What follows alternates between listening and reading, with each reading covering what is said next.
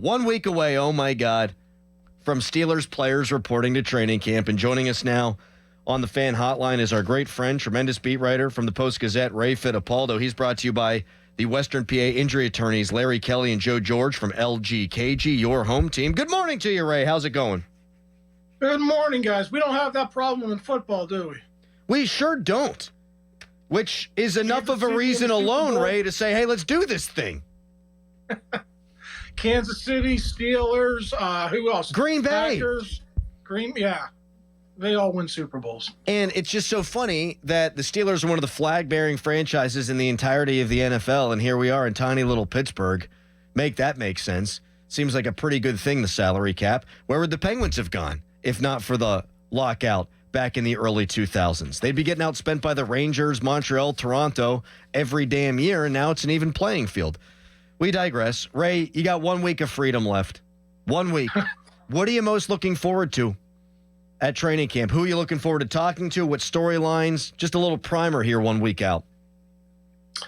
Yeah, I think it has to be just the newness of the situation, right? Like everybody is coming on board late, it seems. Aaron Rodgers was there for like 3 days. Jalen Ramsey and Jonnu Smith haven't even put on a Steelers uniform yet. So to me, that first week of training camp, you know, the acclimation period usually is pretty slow, and it's like, okay, what am I going to write about? What are we going to talk about? But I think with all the new guys this year, I think we're going to have storylines early, middle, and late. It's going to be a very news-filled training camp, I think. You think Derek Harmon's going to flash immediately? Because obviously they're very high on him, and they have obviously said that he's going to be a starter day one. Do you think he flashes immediately, like his talents?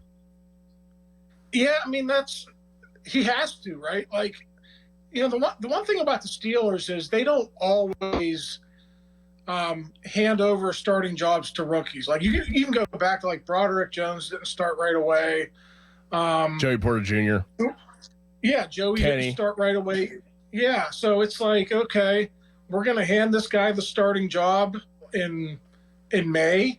I was surprised when they did that, but I also look at the roster, Dorin, and I'm like, okay, yeah, are you going to start Daniel Wickwale? So there's really no other choice. And that's one thing about this rookie class. I think with Caleb Johnson too, you're going to see those rookies play a lot of snaps that a lot of rookies before them really didn't have a chance to play. So as far as Harmon goes, yeah, I think he better be ready. And I think he's got the size. He had the one great year at Oregon. He was solid at Michigan State. But yeah, that's going to be a position to watch here in training camp for sure.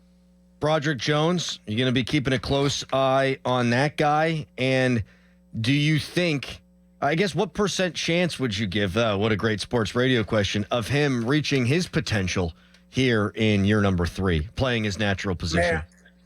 Yeah, well, the one thing we get a lot of in training camp is the one-on-ones with the D-line. It's like an every other day thing where those guys are going live, and it's usually good on good. So we're going to find out pretty fast if Broderick has made that smooth transition over to the left side. So, you know, as far as a % chance goes, I mean, at this point, guys, I think you would just settle for him being like an above-average tackle, not necessarily someone who's going to play to a number 14 overall pick. Can he be better than Dan Moore Jr.?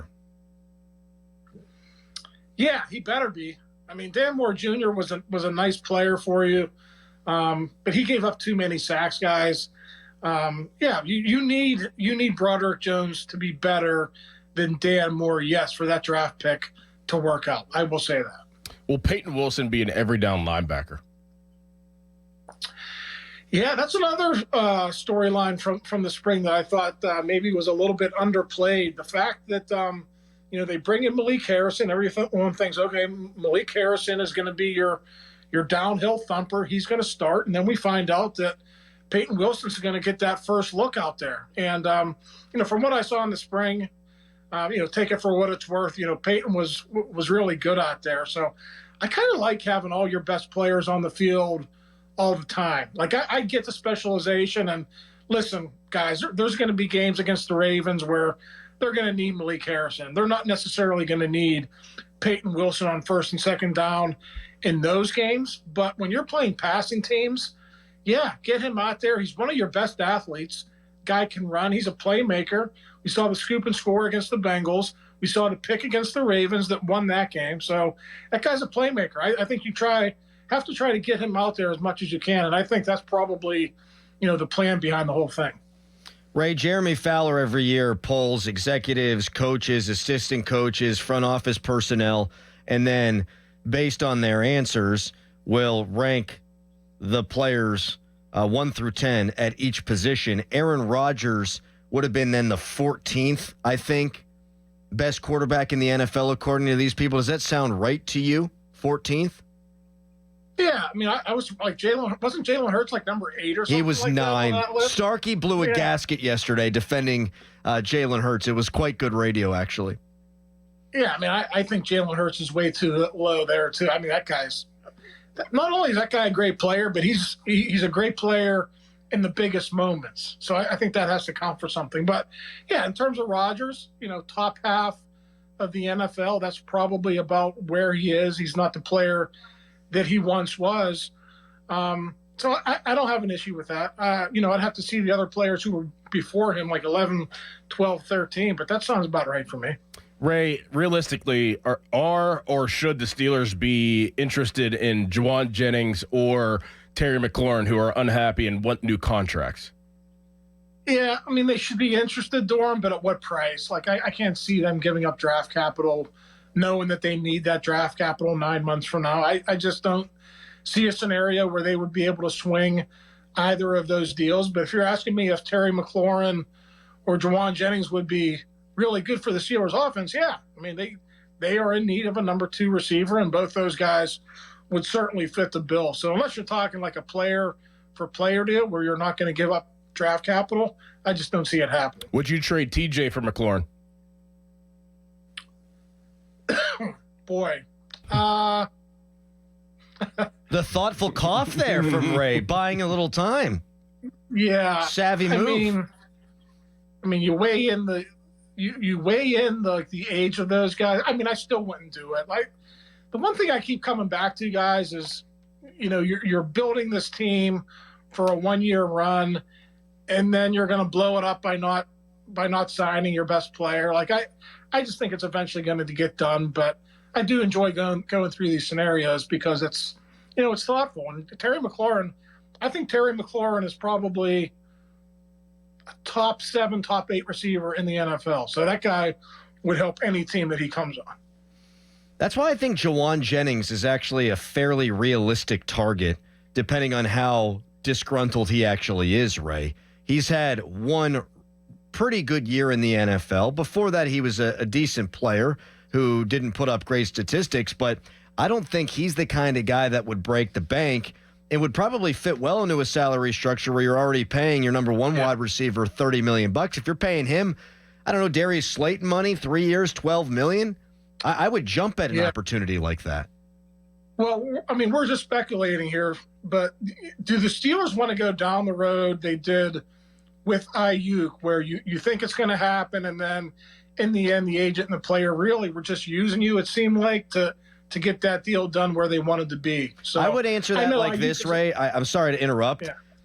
Yeah. If they're not planning on doing anything unless it's a great opportunity, and they consider that a great opportunity, then why not? Right. Because if you swing and miss, you're still Calvin Austin, Roman Wilson, and you see where it takes you. But if you get him, well, now you don't have to deal with those And guys. you have the insurance of Johnny Smith, too, now. Right. So you kind of cover your butt a little bit with Johnny Smith if you swing and miss.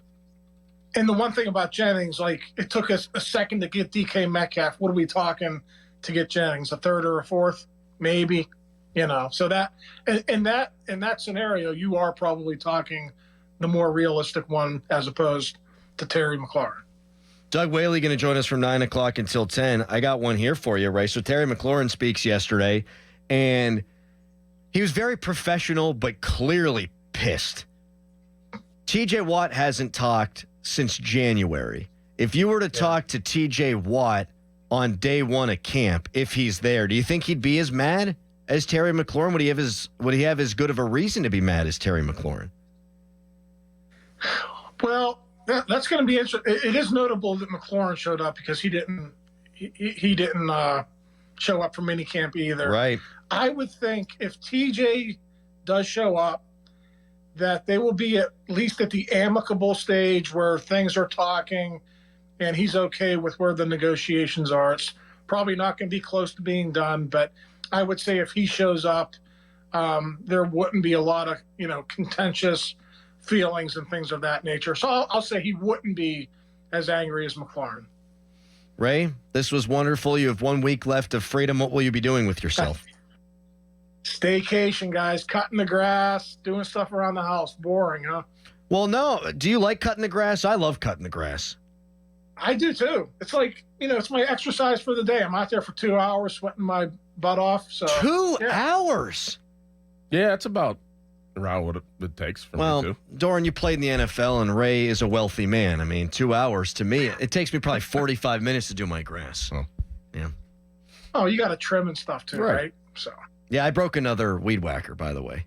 Got one on Freebo. I don't know if you're familiar with Freebo, Ray. There you go. So that's probably what happened. Yes, it's a gas weed whacker, and it had an 8-step starting process. 8 steps. 8 steps. You need to get the electric. I told you that before. You did tell me that. My previous one battery. was battery, and I broke that too. What am I doing? I'm whacking it all wrong. Thank you, Ray. All right, guys. Thanks, Ray. Ray Fittipaldo of the Post-Gazette.